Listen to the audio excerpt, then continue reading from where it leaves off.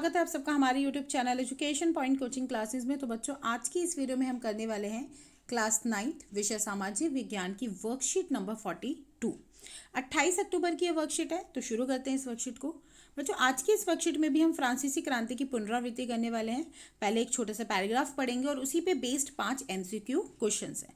तो फ्रांस की जनसंख्या सन 1715 में 2.3 करोड़ थी, जो सन 1789 में बढ़कर 2.8 करोड़ हो गई।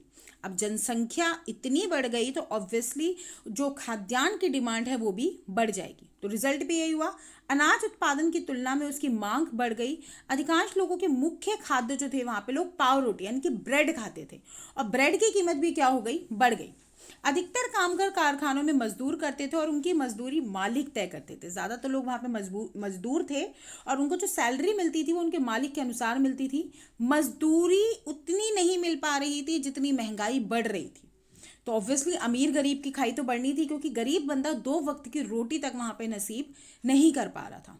स्थिति तब और बदतर हो जाती है जब सूखे और ओले के कारण जो बची कुची पैदावार थी वो भी खराब हो गई, और इससे लोगों को रोजी रोटी तक का संकट आ गया कि लोग खाने तक को मोहताज हो गए। और ऐसी जीविका संकट फ्रांस के अंदर तो बहुत आम बात थी, क्योंकि राजा को कोई ऐसा कुछ खासा फर्क पड़ता नहीं था खाद्यान्न संकट से। तो बहुत आसान पैराग्राफ था। अगर पैराग्राफ्स के हिसाब से प्रश्नों की बात करें तो फ्रांस की जनसंख्या सन 1789 में कितनी थी, तो वैसे मैं बता दूं यहाँ पे शायद कोई डेटा डिफरेंस है, क्योंकि अगर 1789 की बात करते हैं तो जैसे कि पैराग्राफ में लिखा है 2.8 करोड़ थी, जबकि ऑप्शन में 2.8 नहीं है।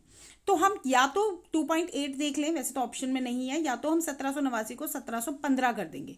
तो 1715 के हिसाब से जो जनसंख्या है वो 2.3, यानी कि ऑप्शन नंबर ए सही होगा।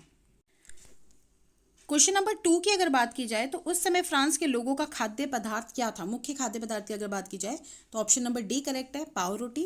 कारखानों में मजदूरी कौन तय करता था, तो ऑप्शन नंबर सी करेक्ट है, उनके मालिक।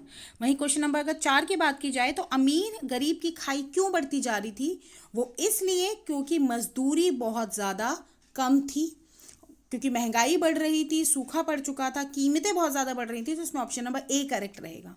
प्रश्न 5, उस समय फ्रांस में जीविका संकट क्या था, तो जीविका संकट का मतलब है कि वहाँ के लोगों को रोजी रोटी तक का जो संकट था वो सामने आ रहा था।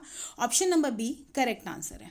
तो आज की वर्कशीट बहुत आसान थी। इसी के साथ जो हमारी नेक्स्ट वर्कशीट है वो भी इसी पे बेस्ड होने वाली है। तो मिलते हैं नेक्स्ट वीडियो में, तब तक पढ़ाई जारी रखिए। Thank you so much.